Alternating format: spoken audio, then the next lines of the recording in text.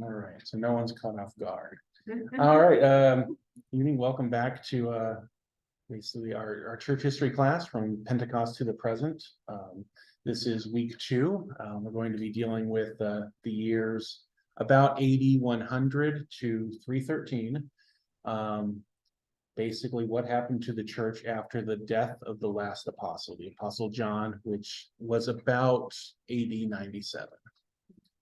So obviously John was a young man when he knew Jesus, because he died basically almost 70 years after Jesus did. So last week we introduced the church as instituted at Pentecost, when the Holy Spirit came down upon the disciples in the upper room. Disciples being not just the 11 after Judas, but there was about 120 men and women there. And then followed the church as it spread out from Jerusalem into the surrounding areas, and then through Paul's missionary journeys. And then we began to talk about some of the challenges that the early church was facing as they went from a Jewish movement into what was becoming much more a Gentile, non-Jewish movement. Some of the trouble that was going on, some of the challenges they were facing. Oh, did I just lose? Okay, I just lost that screen. Let me try that again. And this external display may go on and off because I'm not sure how well it works doing it over the wireless network. Let's see, Kaleo Kids will connect. Images. I had everything all planned out, and the first thing they're going to see is my face jumping in out of nowhere. All right. So that back up. Do some screen sharing again. You know what? I'm going to do it as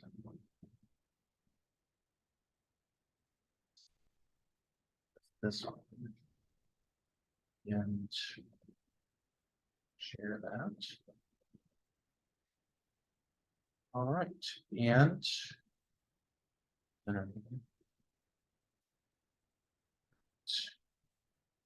apologize for that. So we kind of followed the early church as it went into the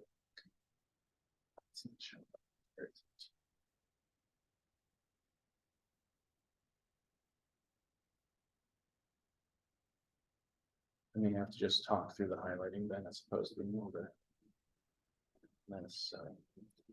All right. Well, anyway, as the church branched out and started going into different lands, mostly following the work of Paul. In fact, if we look at this map, we can see the church through some different time periods. What we're looking for primarily at the end of last week is this very hot pink area. And it's basically the areas where Paul had done his missionary journeys. So you know, Antioch, it's up kind of where the you can almost see the island of Cyprus pointing up to it in the corner. That's where he's based. And then all of the big pink area towards the north, just south of the Black Sea, that's Asia Minor. That's where Paul started. That's where the 7 churches of Revelation were. And then you can kind of see, go over into Europe just a little bit. You see some hot pink there, especially down in Greece, and a little bit in Rome. Basically places that Paul went. There's only one other hot pink area, 2 other hot pink areas. Alexandria, a lot of the Jewish people lived in the delta of the Nile. And then there's a small little hump just about, I don't know how far, probably about 700 kilometers west of there, on the tip of Africa, and that's Cyrene. Remember Simon the Cyrene, who carried Jesus's cross, and his sons Alexander and Rufus. Well, that's kind of their home base, is Cyrene. So that's where the church is as we end the 1st century. So if you guys have had some chance to look through some of the resources, or just think about what we talked about last week, Are there any questions that came up or any observations, anything that you wanted to share with everyone? I just think that's mine before I can find it. Go ahead. For all the pink, where John was Peter. I'm sorry. Most of them were Paul went. Oh, Paul. So Peter did end up in Rome, which is in the boat, kind of just to the left of the middle part of the screen. Peter and Paul both ended up being executed in Rome, but most of these areas are from Paul's missionary journeys. Okay, so this is in the Dodge. Did a key? Did a key? Did a key open the door? All right.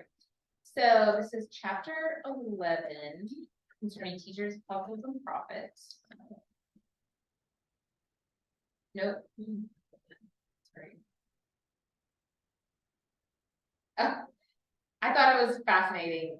The next one, chapter 12, reception of Christians, where he says, but if he wills to abide with you, being an artisan, let him work and eat. 2 Thessalonians 3:10. But if he has no trade, according to your understanding, see to it that, as a Christian, he shall not live with you idle. But if he wills not to do, he is a Christmonger. Which that you keep aloof from such. So stay away from. Yeah, so like a fishmonger sells fish and a warmonger sells things for war, a Christmonger is someone who's just trying to live off the message of Christ and selling that. And they're saying there's people out there trying to get rich by walking or finding someone who wants to hear the message and then just mooching off of them. And you're like, no, that's not the way to do it. So, which is kind of funny because you think, and Paul was like, well, I brought you the message, I deserve to live on it. But Paul also said I never took advantage of that. I always worked my own trade as a tent maker, so that I could give to you freely and not owe anybody. So it's just kind of an extension off of that. And as time went by, I suppose it became more profitable to be a traveling spokesman. Although we'll talk about some of the challenges that would come from that as we go forward. But that is one of the, it was almost like just like a fish and in-laws stink after 3 days. It's just, apparently so do Christ teachers who don't bother to take up a trade. That wasn't the one I was looking for, but that one was fascinating to me. I can't find it.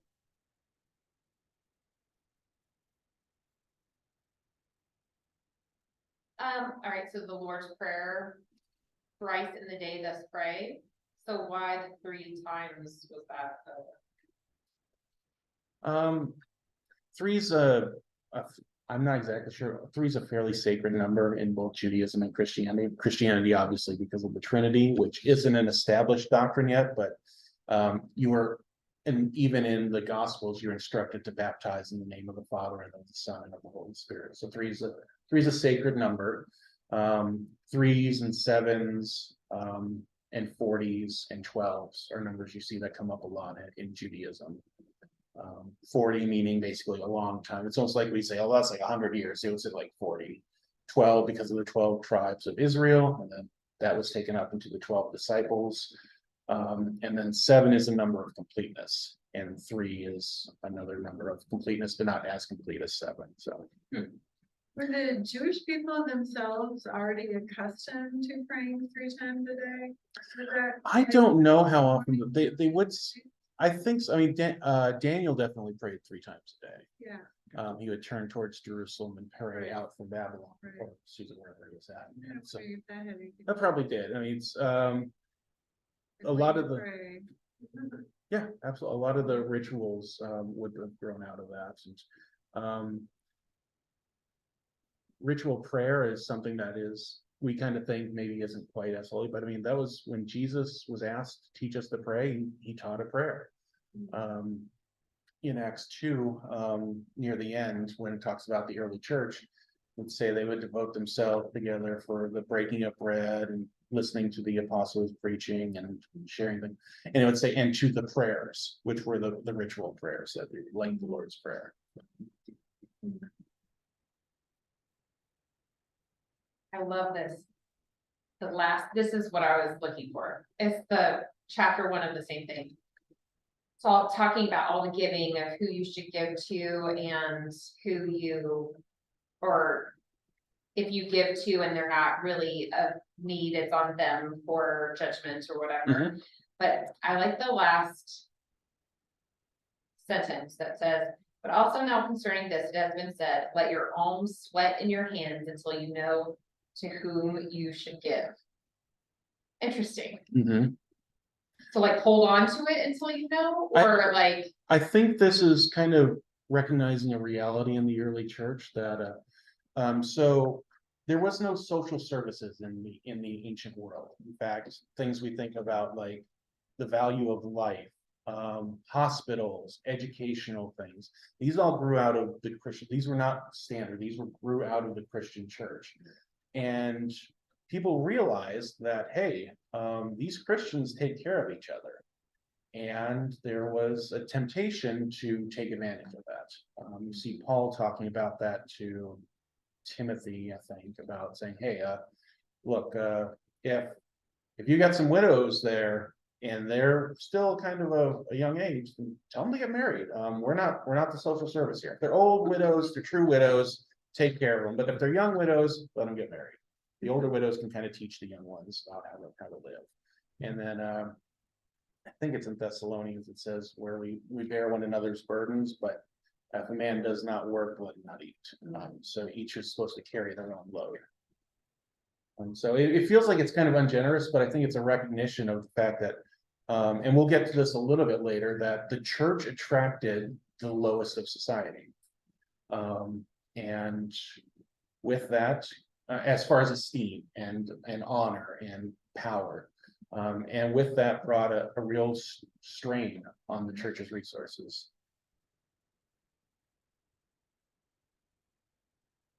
Any other questions? No. All right. So let's see, are we still connected? Of course we're not. So I'll just have to do this as a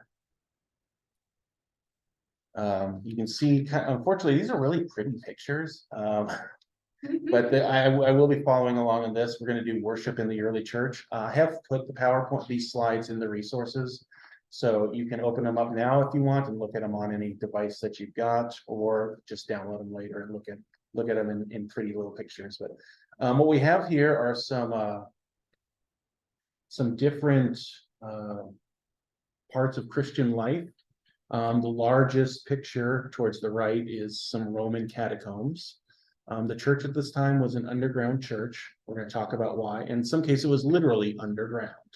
Not everywhere. A lot of times they were just met in people's homes, but didn't advertise that. But some did actually meet underground.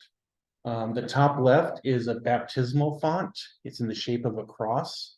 You'll find everything that the early church did as far as learning and ritual and even architecture and all had a purpose to drive people towards the understanding of who Jesus is and what the faith wants. We'll talk about why in a little bit.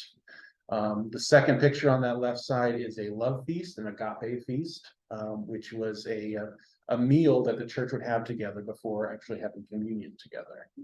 And then the bottom left is a much more elaborate baptismal font, still in cross, but it kind of previews where we're going to once we leave the persecuted church and move into a time when Christianity comes out from the shadows and starts to be much more recognized. Things get more ornate and more elaborate, and so that's a baptismal font from a few centuries after Christianity becomes the official religion of the Roman Empire. It's nice to keep there. So worship in the early church. Start off, so in Judaism, the Sabbath, the holy day, was the seventh day of the week. So it was a Saturday. Sundown Friday to sundown on Saturday. For the early Christian church, the holy day moved to Sunday, the Lord's Day. This was done because it was the resurrection of the Lord, and that inaugurated a new world. And just like in the Old Testament, the seventh day is when God rested. The resurrection is almost an eighth day. The world has been remade. The death and resurrection of Jesus Christ is the hinge upon which all of history has changed.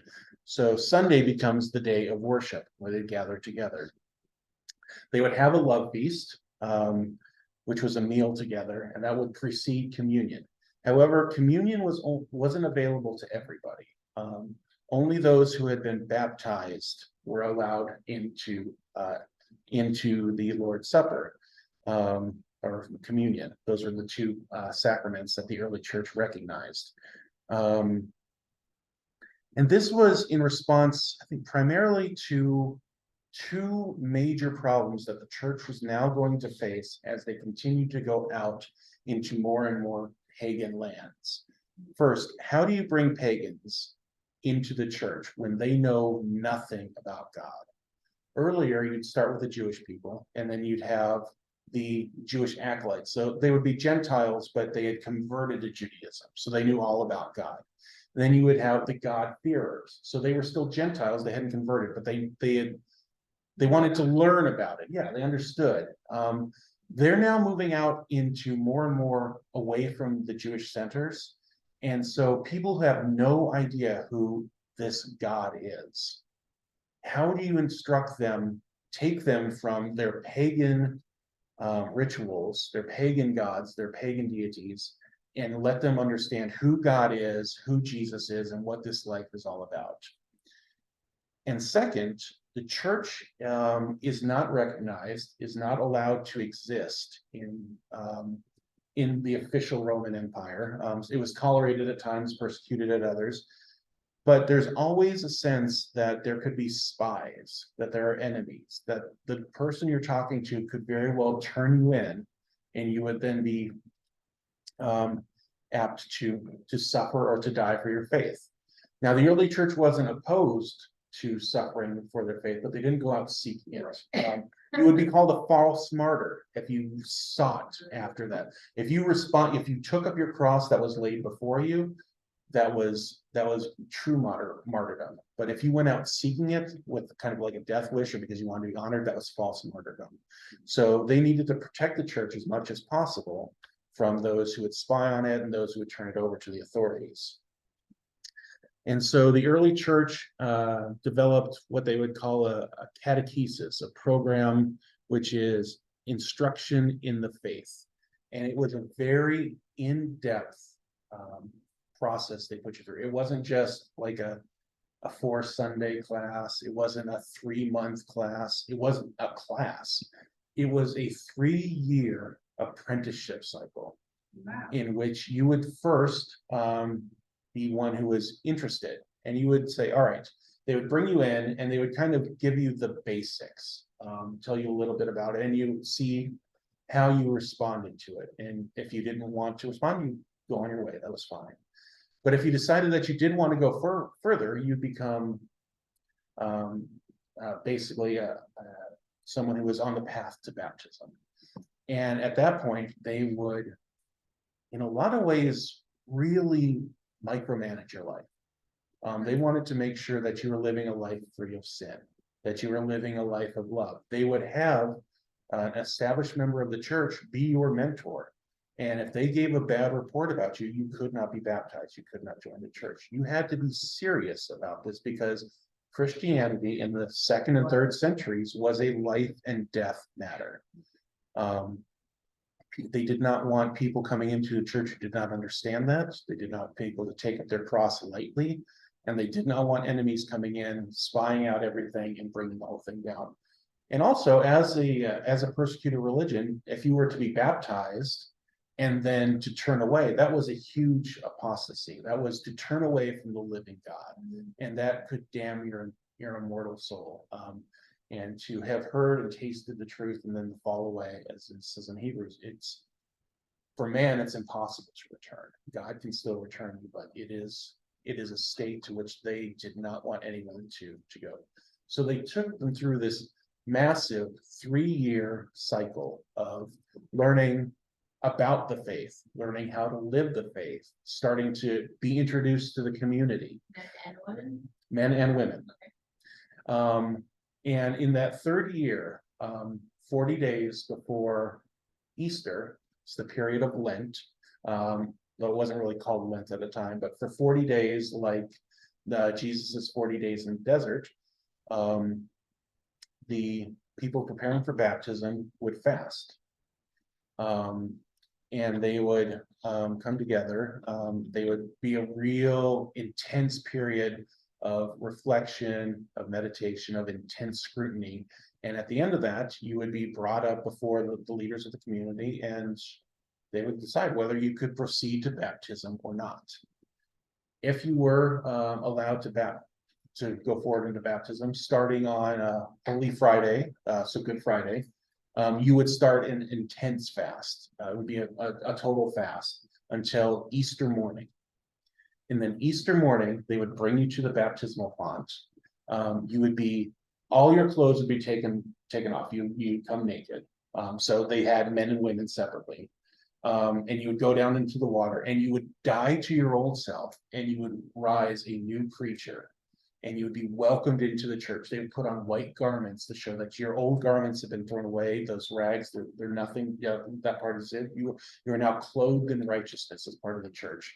And they would take them up from the baptismal font into the larger community.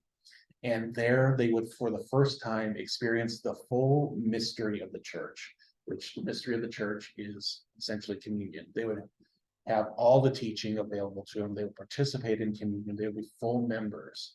And this was an incredibly powerful way of getting people to understand who Jesus was, what he demanded for our lives, and to take it seriously and to live life. And as we'll see as we get later, people were so changed by the gospel and through this process that they went willingly and joyfully to their death, singing praises to God. So that it is 3 years. Yeah, at any time you could leave, but yeah, it was nuts. You would not have someone who came up to you and you baptize them the same day. You wouldn't have someone come up to you and you invite them into the communion right away. For the first few centuries, evangelism as we understand it did not happen. You would have Paul going out on his missionary journeys, and some people would kind of defend the faith. We'll talk about them a little bit later. But you really didn't have like going out to street corners or going out to people and trying to bring them. You would look for the person of peace. You would see maybe the spirit is in, or maybe they would find you. They would see you in the marketplace, and you were behaving differently. You weren't cheating them. You would actually help them out. You would show them up. You had taken the in the Roman Empire, you have babies that you didn't want, especially daughters, and you didn't want them. You just put them out into the elements to die. You didn't kill them yourself. You just left them to die. And so Christians would go out and they'd take the babies into their house. When plagues came, the rich left the city, the Christians came in, and they gave their lives to these plagues because they wanted to take care of those who were sick, those who were widowed, those who were orphaned. And people would recognize this and say, I want to be a part of that. Wow. So the early church really did take seriously the faith. And I think the church throughout history has, but in its totality, probably not really ever at a time at that level as it has been. Okay. There's been pockets of persecution that I think the church generally, and we'll talk about this next week some, when the church gets power, it attracts people who are attracted to power. When the church gets money, it gets people who are attracted to money. And they rise up and they start, things kind of get twisted a little. There's a lot that good that happens, but as far as like almost like a single-minded faith, this is probably the most intense time in the church's history. It's not perfect. I mean, even Paul was writing to Corinth, and then Clement writing to Corinth, they kept having issues. So the church is not perfect. We're not like, I don't want to make it sound like it was Acts 2 the entire time, but to be a Christian was a serious deal, just like it's a serious deal to do it in China or in Pakistan or any of those other areas where it's a forbidden religion. It's just so, you think of how Christ, but again, he was like in all the Jewish areas, right? Where people Yeah, were he stated already it basically. cognizant of God, Mhm. but it's just kind of like, come, follow me. Of course, he had the spirit of discernment, Yeah. you know, and he knew, but still. And also, like, at the time, Judaism was an accepted religion. So you could be Jewish, and not suffer persecution from the Roman authorities. Yeah, And it was once that, we talked a little bit last week about when Christianity fully started to separate from its Jewish roots, that it became more subject to the persecution of the governing authorities. All right, so we move on to, there's two sources of danger for the early church. There's the external forces we'll talk about later, persecution essentially. And then there's internal forces, which are people who usually not of any sort of ill will or desire to deceive, but bring false teaching into the church. We see this in the letters of Paul, we see this in the letters of John, in the letters of Peter from the beginning, that there's been false teachers in the church. But we start to get a sense of what do we call our heresies. And heresies are not just false teaching. They're false teaching that the teachers continue to avoid rebuke or correction on, and who push it to the point of like schism. Like they're bringing false teaching and then pushing it to a matter that it's starting to impact the larger church. So you don't, if someone has a wrong belief, they're not a heretic. If someone has a wrong belief that they've been corrected on, and the church widely has agreed that this is not the teaching of God, and they continue to push that and continue to wield that, then that's when it rises to the level of heresy. I have in our notes here a number of different heresies that were going on. They usually have to do with either the nature of the law, so like the Jewish customs, the Jewish ceremonial law, or the nature of God, or the nature of Jesus Christ. So I'm going to talk really only about one of them, which is Marcionism. That's on slide 9 there. But it was one of the largest early, probably the largest early heresy. So it's a man named Marcion, born in 85, lived for about 75 years. He was a Gnostic, and we talked a little bit about Gnosticism last week, but it's a separation of the material world from the spiritual, the material evil, the spiritual good. And Marcion is living in this environment, imbibing this teaching, and he looks at the Bible and he sees that in the Old Testament, God creates matter, and matter is evil. And then he looks at the actions of this God, and you may have heard I'm sure you've heard some of the exaggerations and the hyperbole people say about the wrath of the God of the Old Testament. We know that there is wrath and there's also love. But he looks at it and says, this God of the Old Testament is evil. And it's in this New Testament that the true good God sees human suffering at this point and sends Jesus to take care of it. So Jesus and the God of the New Testament are separate and against the God of the Old Testament.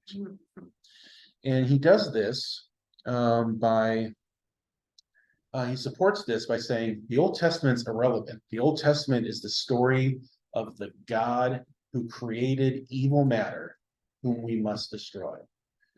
The New Testament is the story of this loving God, but not much of the New Testament, or what we would consider the New Testament. The only gospel he held as authoritative was Luke's, because he considered it the most kind of Greek, the most non-Jewish. And then the only other pieces of the New Testament he'd include would be the letters of Paul. he considered himself, Marcion considered himself kind of the descendant of Paul, and that he was fully breaking with these Judaizers, with these people who worship this false god. And the early church understood this is just intolerable.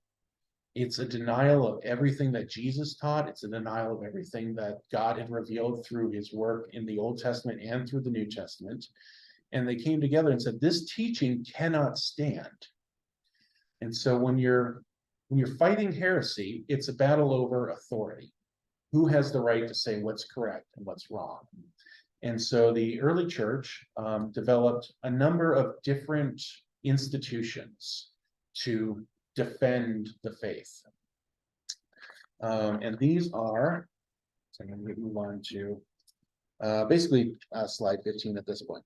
Come up with what is the canon of church. Basically a canon being what are the books that we accept as authoritative.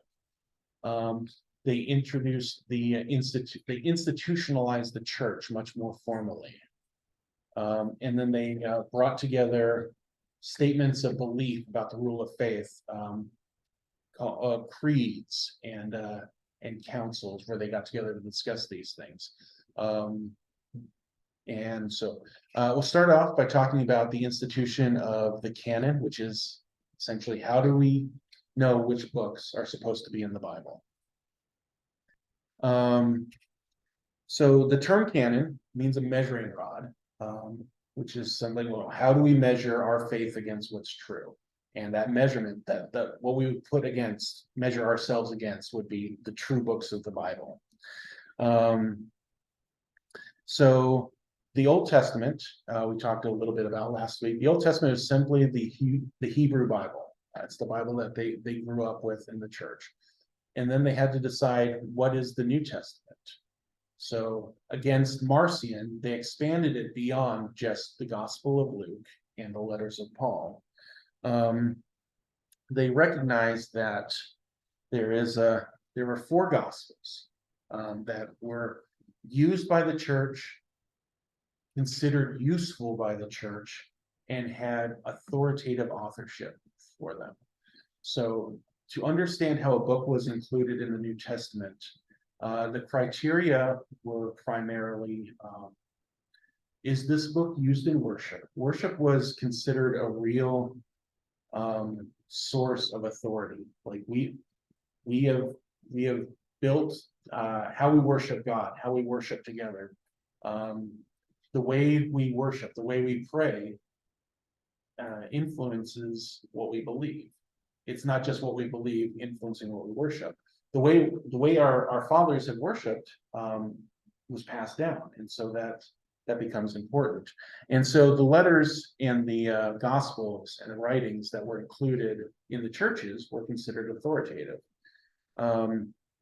And so against Marcion, who came up with his own canon, probably in the 140, 150, the church understood that their 4 Gospels and Paul's letters were all authoritative. The first canon was done by a man named Irenaeus. There's a picture of him in the slideshow as well. He's kind of the middle part of this picture. We'll talk a little bit more about him when we talk about the church. But he came up with the first book of the Bible. But by about 200, 4 independent areas of the world. I think it's Rome, Antioch, Alexandria, and Carthage. So basically Italy, Turkey, Egypt, and Carthage, which is North Africa. All were using essentially the same books of the Bible for the New Testament, with the exception of about 4. The first list that we have of this is called the Mauritanian Fragment, and it's an old piece of parchment from about the year 200, and it has a list of the books that were accepted in this person's understanding as canon, and it's essentially the New Testament. Some of the letters of it's Peter, and were not included. And there was one extra book that was included. It was called two extra. One was no, only one extra, called the Apocalypse of Peter, which is similar to the Book of Revelation, it's just a different version. And then there was a recommendation to also include a letter called the Shepherd of Hermas. But other than that, it's essentially the New Testament as we understand, from 4 independent sources all coming together. So when you may hear that it was the Council of Nicaea or the Council of Carthage, that are any of these councils that you may have heard, like the Da Vinci Code or something like that, they decided that these are the books that are in, these are the books that are out, and then all of a sudden that's just the church took a right turn at the left turn at that point, and it just went out. It's like, no, these councils did ratify the canon, but it was a recognition that these are the books we use. These are the books that came to us from the apostles or the eyewitnesses. So Paul was an apostle, his letters are in. John was an apostle, his letters, his gospel, his revelation are in. Mark was not an apostle, but he was told this story through Peter, who was an apostle. Luke, who wrote both the book of Gospel of Luke and the book of Acts, he was not an apostle, but he traveled with Paul. He interviewed all the eyewitnesses. So these are the standards they put to say these books are authoritative. They came from the apostles or the earliest eyewitnesses, and they have been useful for the church. You hear about other books like the Gospel of Thomas, the Gospel of Philip. They're sometimes called these Gnostic Gospels. They're the hidden Gospels, the stories that the Council of Nicaea purged so that we wouldn't know the truth. These were generally written about 200 to 300 AD. So whereas the Gospels were written in the lifetime of those who knew Jesus, these other fanciful Gospels are written 150 years later. And they include really strange stories. Like the Gospel of Thomas has all these weird miracles that Jesus performs as a teenager. And so they weren't suppressed by these councils. They were never part of the church. The church never accepted it. That'd be like saying someone came up to me and say, well, you've purged the history of Kansas State University from your book here. It's like, my book's about Oklahoma. I have nothing to say about Kansas. There's nothing about it. I've never had anything about it. So these hidden gospels are just marketing ploys in a lot of ways. Want to make money, want to cast doubt upon the church, want to make conspiracy theories.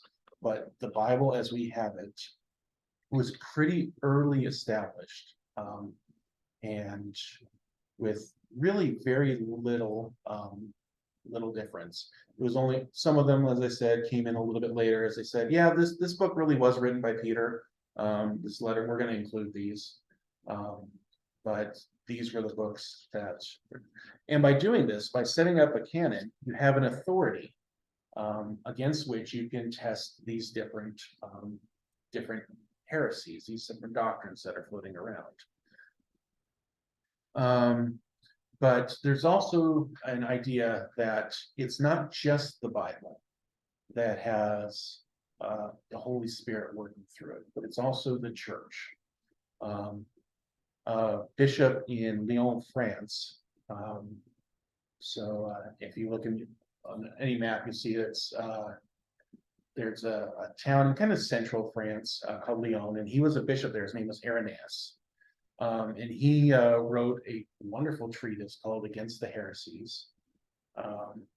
And he first established the canon of the Bible. So looking at the 4 Gospels and the letters of Paul, his idea for the 4 Gospels were like, well, there's 4 winds, therefore there must be 4 Gospels, because just as the 4 winds complete the circle of the earth, so these 4 Gospels complete the picture of Jesus. So it's perhaps not the greatest reasoning behind it, but But it was just Oh, absolutely. It was a recognition that it was kind of giving a justification for the book, the Gospels that they were already using. But he also said, you have these Gnostics out here. You have Marcion, you have these other Valentinus, you have these other false teachers out there saying that there's this secret knowledge you need. And that's that secret knowledge that'll save you. This is what Jesus really had. He really taught, and we now possess it, and you need it. And Irenaeus said, what makes more sense? These people coming out of nowhere, coming up with these new novel doctrines, have the truth, or the people who were taught by the people who were taught by Jesus have this. Irenaeus was a student of Polycarp. Polycarp was a student of John. He was one generation away from one of the apostles. And these other churches were founded by Thomas or by Peter or by Paul. And they taught the elders there. And those elders were the ones who had passed that knowledge on. So what makes more sense? These novel doctrines from these people just kind of popping up out of nowhere, they have the secret truth, or that the people who were taught by those who were taught by the apostles, they're the ones who have the real understanding. And this becomes known as the doctrine of apostolic succession, which means that in the Catholic Church, in the Eastern Orthodox Church, and in the Anglican Church, the idea is there's no one who's in the role of a priest who has not been laid hands on by someone who is laid hands on by someone who's laid hands on all the way back to one of the apostles. There's an unbroken line between the Bishop of Durham in England and the apostles. There's an unbroken line from the Metropolitan of I guess it's Istanbul now, in the Eastern Orthodox Church. You can trace back all the way back to one of the apostles. And so that's where their authority comes from, is they are the direct descendants of the authority and the teaching of the apostles. As Protestants, we don't really hold to apostolic succession. We believe the doctrine is more important. But this became one of the core teachings against the heresies, to say, especially as they're only 100 years away from 50 years, 100 years away from the earliest, from the apostles. It kind of holds more water here and say, why would we not know? Why would this not have been passed on to us? If this was the important stuff, why didn't Paul tell Timothy? Why didn't Timothy tell the elders he did it and he had anointed at Ephesus? Why didn't they teach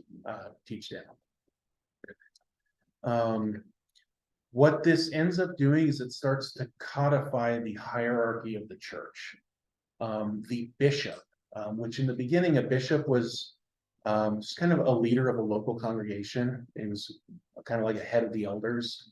The bishop becomes the head of the church community in an area. He's the head of groups of churches, and he is responsible for doctrine. He is responsible to make sure that everybody is on the same page. And so we start to see this kind of elevation of some people in the church, and in turn, that means other people are lowered. And these different cities have bishops. You have bishops of Carthage, you have bishops of Lyon, you have bishops of Rome. And it's this bishop of Rome who becomes kind of a first among equals, eventually developing into the papacy, the Pope. Christ said to Peter, upon this rock, I will build the church. And the idea being that, and that he will give him the keys to the kingdom.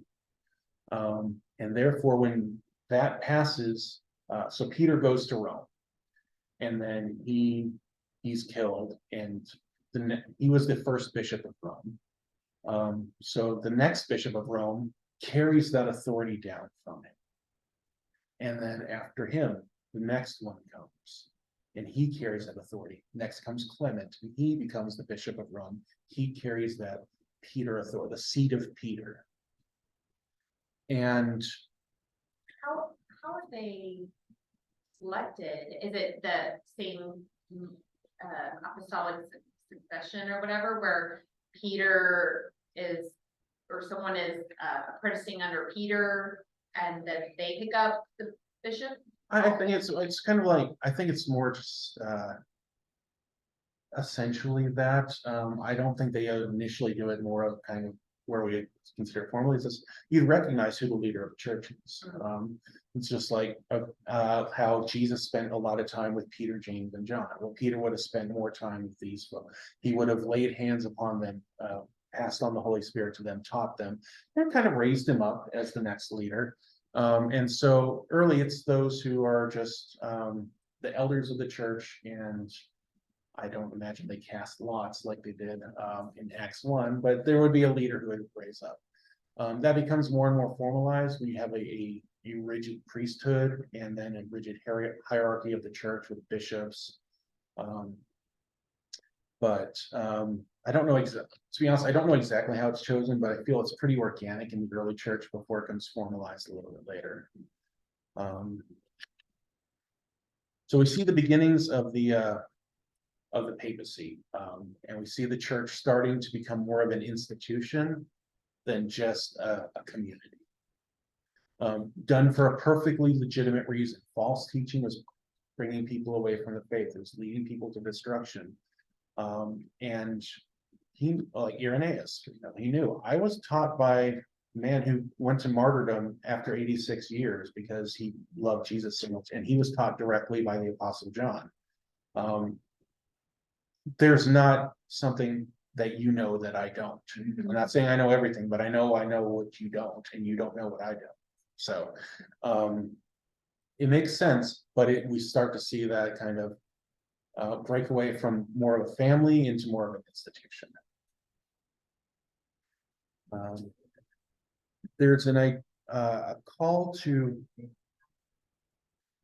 depends who you're talking to. Every church nowadays believes that their church government is set up the way that God would want them to have it set up. We believe that God would basically bring people together, have the anointing of the Holy Spirit on them, gift them, and bring them together, the different giftings together into a community. And you'll have some who are gifted for leadership, gifted for teaching and preaching. The Catholic Church would say, God has clearly said that the keys to the kingdom are Peter's, and we are the direct descendants of Peter. The Eastern Orthodox Church would say that we are the only unschismed church. The Catholics broke away from us, the Protestants broke away from the Catholics. We are the only true one with continuity. And because we are the truly continuous church, our form of government is the best. They all have their pluses and minuses. But it started off like then. There were always elders. So Paul would go to a town and he'd talk to people, and then when he'd leave, he'd appoint elders to continue to lead and instruct and in faith and doctrine. But yeah, it was much more, Paul would continually use the metaphor of a family, of a body, of a community, of very living metaphors. As the church goes on, they become much more institutional, architectural, kind of, it's an edifice, it's a building, those sorts of things. Let's see where we are. Okay. They also, the early church, in order to fight against heresy, would institute councils and creeds. We're going to talk more about those next week, because most of them, all the councils occur after 313. But this is also something that they begin to gather together and say that the church universal will decide what's heresy and what's not. And in order to, all right. So this, I'm going to disconnect and reconnect to, because I want you guys to see. Actually, you can see this on slide 26. It's called the Alexamenos Graffito. So graffito is just a single graffiti. And it's a picture of a Christian, Alexamenos, worshiping his God. And you see it's a man stripped naked on a cross with the head of a donkey. This is the way that a lot of the people around Christians thought of Christians. The Christians were these weird, strange cultists who worshipped an executed criminal. And of course, the donkey has numerous connotations. We might think it's nice. So, well, Jesus came in on a donkey and said it's probably because they considered him an ass, in the term of like a mule, like someone who's just unworthy of anything. And it's an obvious object of ridicule. This is something someone actually drew. This is something somebody drew about 1800 years ago. This is a real piece of art, to use a poor term for it, but yes, this is a real good statement about how the non-Christians felt. Some non-Christians felt about the Christian community. So why did they hate Christians so much? One is there's the political dimension of it. Christianity was very exclusive. They would not worship other gods. They would not worship the emperor. And by doing so, they were considered disloyal to the state. We talked a little bit last week, I'm going to go over it again. Your power as a community, as a state, came from your God. There was a riot in the town of Ephesus when Paul came, because the temple of Artemis was no longer being served. And they would say, great is Artemis of the Ephesians. Wherever the Christians were, they were considered disloyal to the gods because they did not offer them worship or belief. And by doing that, they were considered atheists. They did not believe in the gods. Sure, they may have believed in one, but they did not believe in the gods. So they were dismissed as atheists. Christianity appealed to the lower classes, and anything that appeals to the lower classes is despised by those in power. There's a letter from, I think it's from Pliny to Trajan. He talks about these Christians. It's just a religion of poor people and women, slaves and women. It's ridiculous. It's the most offensive thing ever. Women were seen as lower in society, but in the Christian church, they were given levels of authority and of respect and dignity that they were not accorded elsewhere. The slaves, we talked a little bit last week about the book of Philemon and Onesimus, thank you, who was a slave. Slaves, women, children were saved from the ash heaps. People who were sick, people who were dying, they were the ones attracted to the church. And this was just repugnant to the elite of the Roman Empire. And finally, there was the economic concerns. Priests, idol makers, anybody who had their hand out for worship of their gods were liable to lose their livelihoods because these Christians had come to town.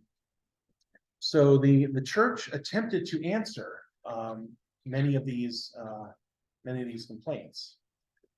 They would have apologists. An apologist means one who would give a defense. So it's not like I apologize for what you're doing. It's more like I want to give you a defense about why we believe what we believe, where what you think we believe is wrong and where what we believe is correct.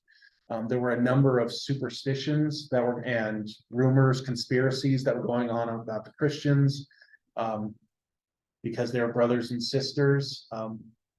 They called each other brothers and sisters. Well, they were doing incest. They had these love feasts. They ate the body and the blood of their deity. They're cannibals. They eat the flesh and drink the blood. They didn't even believe that they murdered children. And so the apologists would go out there and they would say, first of all, those are ridiculous. We don't do that at all. But second of all, let me debate you with your philosophy, with your history, with your understanding of gods, and I will show you that it is both rational and good to understand who this Jesus is and why he is God, and why we do not worship your gods, and why that does not make us bad citizens. You don't have to believe, but you should believe that we are not enemies. But we are praying for the emperor. We're praying for our states. We're not praying to them, and we will not worship them. But we want to be good citizens, but we will not deny our God. There's a list of some of the different apologists in here. For time's sake, I'm going to go ahead and move on to persecution. Last week, we started with some of the initial persecutions around Rome during the time of Nero, in which Peter and Paul lost their lives. Persecutions later on in the first century, including exiles and death. Most of these persecutions were very local. Something would happen and you'd raise up a pogrom, or you would try to kill, or you would try to chase people out of town, you'd exile them. These would be local persecutions. In the 2nd and 3rd centuries, so the 100s and 200s, these persecutions would continue to be local, but at times they'd flare up empire-wide, and they'd be official imperial policy to hunt down the Christians and destroy them. On the next slide, you see a few pictures. On the top left is a picture of Polycarp. To the right of that, so underneath him is one of the emperors, Septimus Severus, who instituted one of the major persecutions. And to his right is Domitian, who did perhaps one of the greatest persecutions. And to the top right are two ladies, Perpetua and Felicitas. Perpetua was a noble woman, and Felicitas was her servant. And Perpetua was a convert to Christianity. And around 200, in one of the persecutions, I believe it's the one of Septimus Severus, she's arrested and condemned to death if she will not recant her belief that her Christianity. Just offer sacrifices to the emperor and we'll let you go. And she would not do it. Her father comes, he's an old man, and pleads with her continually, daughter, you are my only daughter. I think she's like, but anyway, you're my beloved daughter. Please, you don't have to deny your God, just offer sacrifices to the emperor and you'll be okay. And she refuses, and he leaves weeping because to him, his daughter's lost. And she writes this beautiful memoir, or she recounts this beautiful memoir while she's in prison awaiting execution, about her arguments with her father about why she cannot abandon the faith, why she cannot do what he's asking. This love feast that they have there right before her execution, almost like a condemned man's last meal, where they have a love feast together, one last time as a community of believers. And she has this remarkable vision where God comes and empowers her and gives her a vision of her going into the arena, and she's not facing the animals or gladiators, she's facing like the devil himself, and she conquers him. There's a little bit in there where, see, if you read it, I put a link in there. It's an impressive memoir. It's not particularly long, but there's a strange part about how she basically unsexes herself and she finds herself to be a man, a gladiator. It's unfortunate, but at the time, even the word virtue comes from the Latin word man. Virtue, strength, a willingness to endure, constancy. These were all considered manly virtues. They're not, but her vision was basically her taking on these virtues and engaging in battle against Satan and emerging victorious. And at the end, she does go to the arena and she is killed along with her servant and the others in her community. These words are recorded by someone who met her there, someone from her community who wrote these down, and they're a great testimony to just one of thousands of those who joyfully and willingly went to the arenas, went to the cross, went to beheadings in order to keep their faith. And their witness in this persecution was their faith, their joy, their love. They would go in and if they were in the arena, they would kneel and pray. They would sing hymns. They would just, it was like they were new. And the testimony that people came bloodthirsty, wanting to see these degenerates destroyed. And they're changed by it. And it's so much to the word that the word martyr, which just means witness, comes to mean one who dies for their faith, because their death for the faith becomes such a powerful witness. There's a church father named Tertullian who says that it's the blood of the martyrs that's the seed of the church. And it's from their sacrifice and their faith that the church, instead of being destroyed, explodes, continues to expand. The results of the persecution. By the year 200, there's Christians all over the Roman Empire. By the year 300, 10–15% of the Roman population are Christians. It's not being destroyed. It's blossoming, excuse me, as the Spirit moves through his faithful people. Around 304, there's an edict of tolerance that the emperor gives, and the last persecution of this time ends. The emperor dies, and there's 4 leaders who kind of take different parts of the empire for themselves, and all 4 of them know it's going to come down. One of us is going to end up victorious. And so there's some alliances. Why don't you and I go against this person? And then once we take his territory, we'll be strength to go for that. And they kind of all know one of us is going to be at the top at the end. Where there's a young man named Constantine. He was the illegitimate son of a military leader. And he's one of the 4 leaders. And he, as he's going through this, in the year 312, he has a vision. Right before, the night before a battle. It's called the Battle of Milton Bridge. And he sees up in the sky a sign. It's a cross. And he hears a voice that says, "In this sign, conquer." And so the next day he has everybody in his army paint crosses onto their shields. And he goes into this battle, certainly not expected to win, and he conquers, and he becomes the emperor of Rome. And the next year, in 313, Constantine grants freedom of worship by what's called the Edict of Milan. And Christianity is no longer not unrecognized or illegitimate religion. It becomes an open religion. And Constantine would continue to favor Christianity throughout his life. We'll talk about that more next week. But we come to one of the major turning points in the history of the church. The church is no longer going to be a persecuted entity in its totality. Instead, it's going to start having power. It's going to start having influence. It's going to start having money. And it's going to have people coming into the church.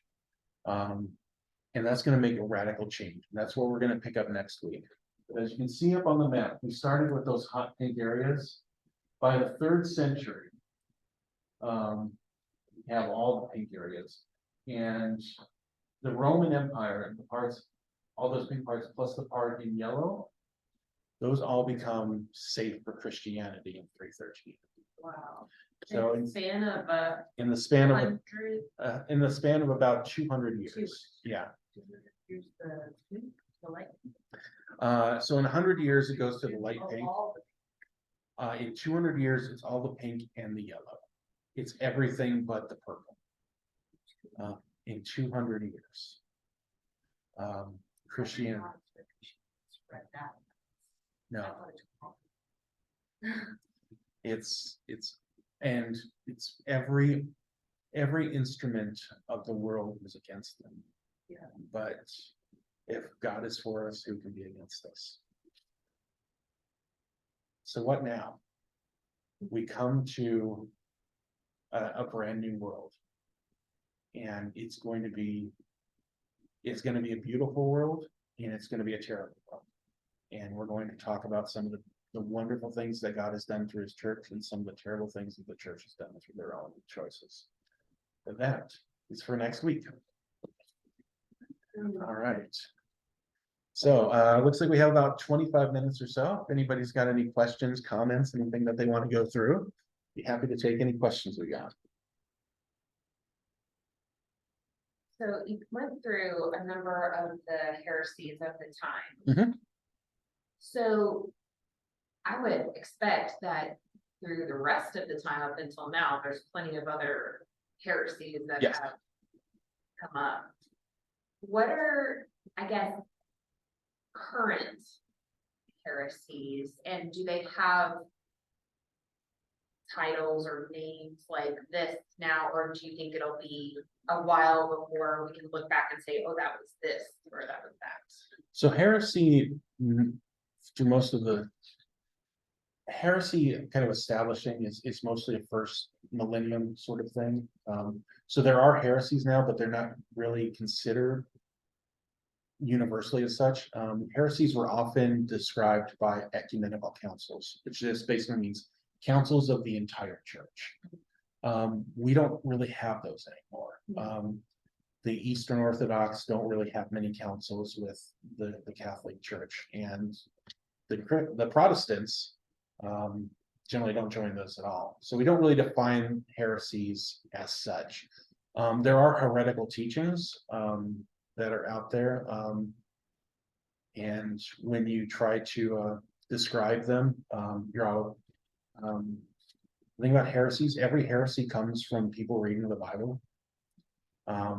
So people feel like you're denying the truth when you call something heretical.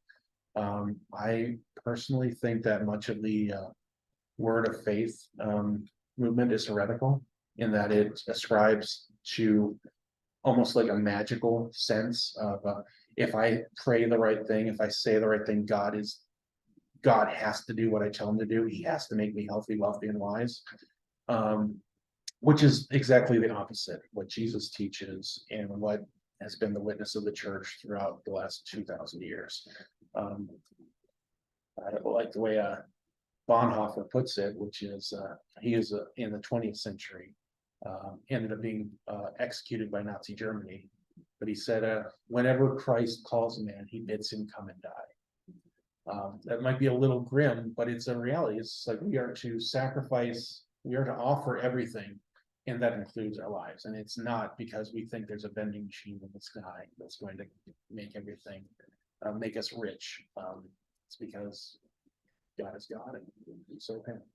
But yeah, I'd say there's all sorts of things like the first people who were like translating the Bible into current languages were executed as heretics. Many of the Protestants were executed as heretics by the Catholic Church. Different Protestants executed each other because they were heretics.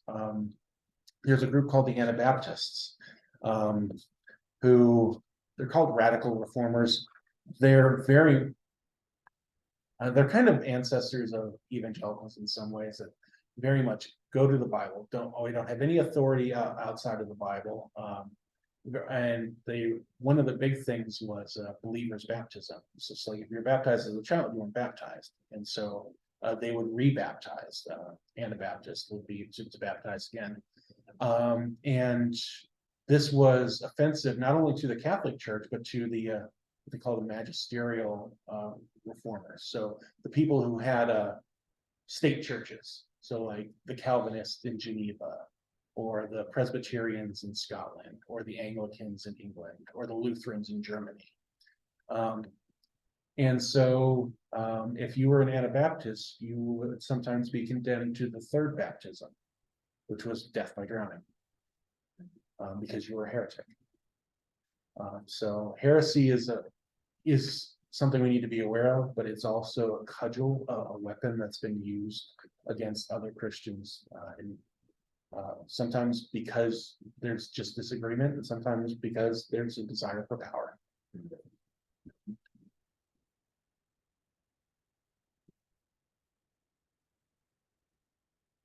So I'm assuming, the Catechesis. I don't know if you ever heard of a catechism. well, I'm gonna say. Yeah. that seems obvious, that's where that came from, Mhm. that teaching. And then ending in first communion and baptism. Yeah, baptism and then first Baptism. communion, yeah. Interesting. Yeah, so catechesis is the process, catechism would be the content. Mhm. So you would have, and the reformers, we'll get to this in a few weeks, came up with a lot of catechisms, which is basically, this is what we believe. There's some really good ones out there, but there, a lot of them were like questions and answers, so. What is your only comfort in life? My only comfort in life is that I'm not my own, but I exist body and soul for Jesus Christ. I don't know exactly. Or what is the chief end of man? The chief end of man is to glorify God and to enjoy him forever. Is the first question and answer for the Westminster Shorter Catechism. So they're just contents of what they teach. But catechesis, broadly speaking, should also include ways of life, not just ways of content. Of knowledge.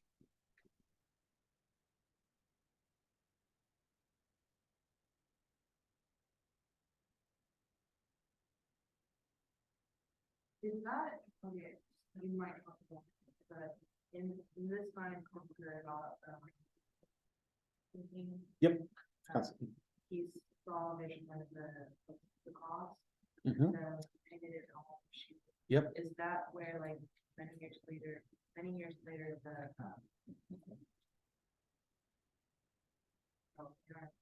The Crusaders? Yeah, the Crusaders. Is that where the Crusaders got their crosses from? Not really. It's the same instinct though, which is we are warriors. For Constantine, it was like, this is just some sort of vision. I'm going to paint the sign on there. But it's still, this is the deity in whom we are doing battle.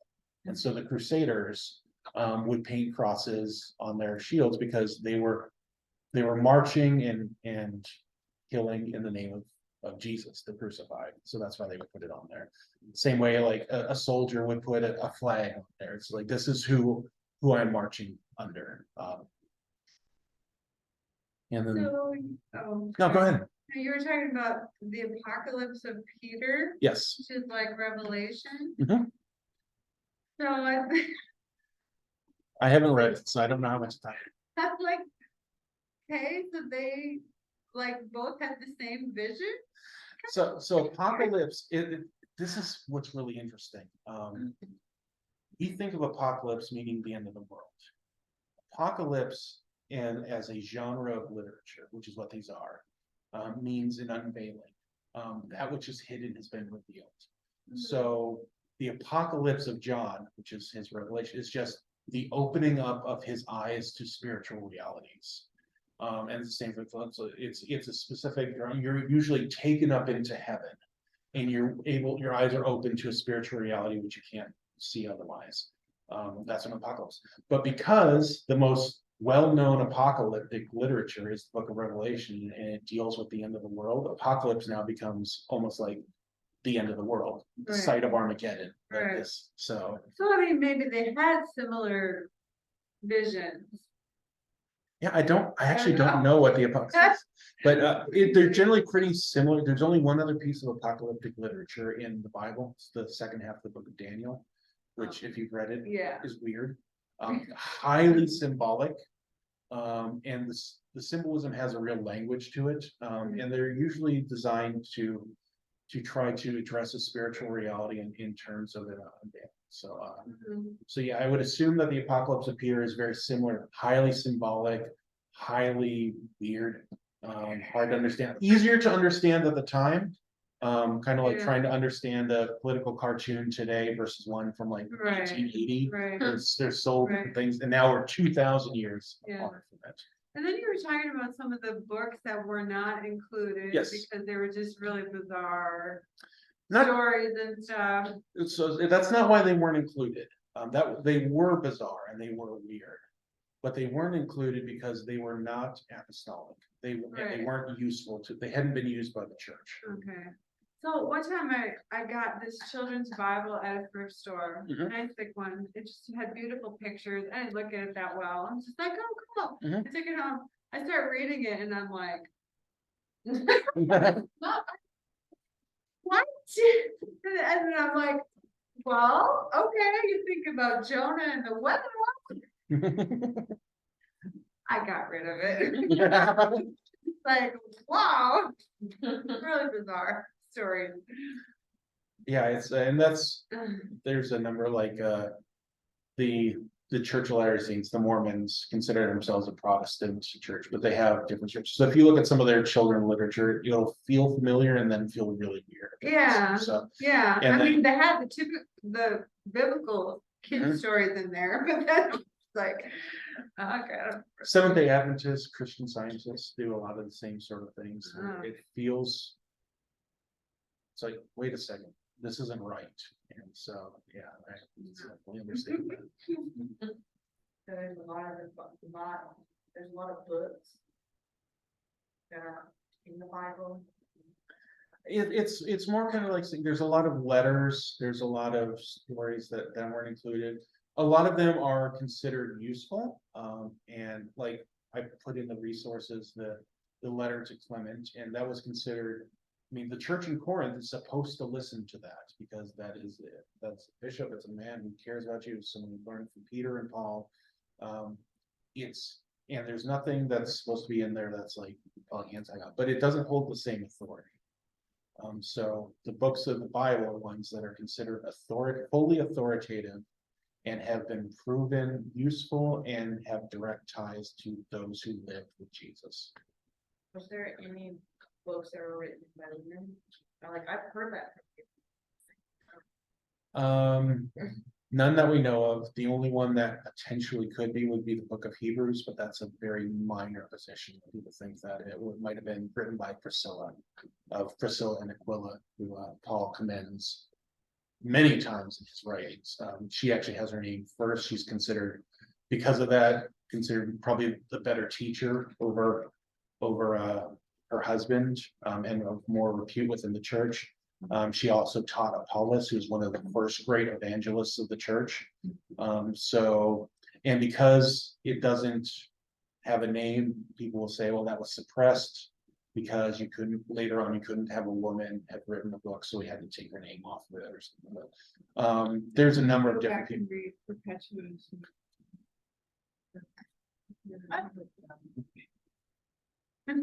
Crazy. Like that name. Yeah, She was faithful Perpetua. She was faithful for all time. So. Is that where it comes from? No. Perpetually? I mean, I think it means it's from the same root. Like perpetual comes from the same word, which But not for her. not from her. There was that Perpetua's running around at that time. No, I've never heard of another one that's. And Apocalypse and Revelation, the same thing, right? On family. Yeah, basically, yeah.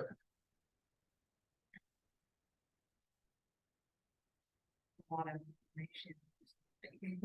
Could not keep track of, like, couldn't keep up with the writing.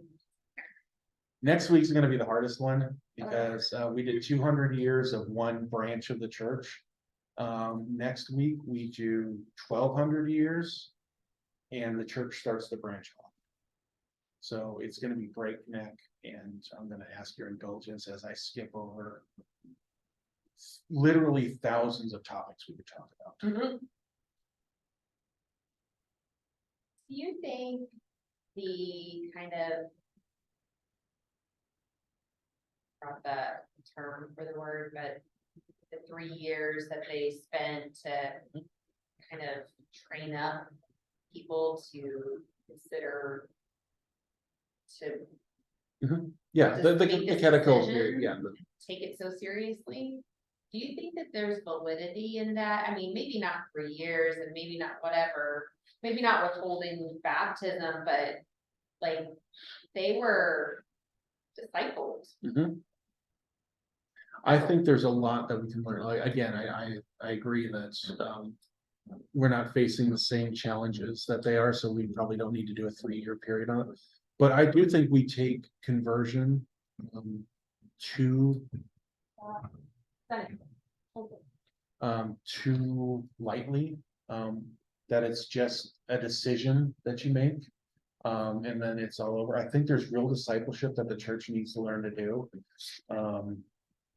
We need to know what we believe and why we believe it and why we live the way we live, and we need to start living the way we're supposed to. So I do think that there is a real need for catechesis in the church, of a training up of discipleship, of apprenticeship to what it means to be a disciple. I'm not saying you don't tell people to convert or anything bad, so I try to shy them off of it. Though I will say, Jesus said, hey, count the cost. Don't come following me if you're not ready for it. I also don't, I'm never gonna try to shy someone away from that. But I do think they should understand, this is a big deal. You are not just asking for a savior, you're submitting to a Lord. And it is Christianity as it's supposed to be lived is your entire life. There's nothing about you that God says, I don't care about that. There's nothing about you that says it's okay to be unregenerate in that, unredeemed, to continue to have them in the world. So yeah, I think we do need to start taking discipleship more seriously. And we definitely need to stop what I love is I don't think our church does this, but we can't do the bait and switch, which is basically come to Jesus, everything's perfect. And then when they come to Jesus, say, all right, now everything changes. It's like we need to be honest about what it means to be a Christian. Right. Life change. Mhm. And it's just such a. I keep picturing John the Baptist. Who wants to be baptized? Like, John's was a baptism of repentance, though.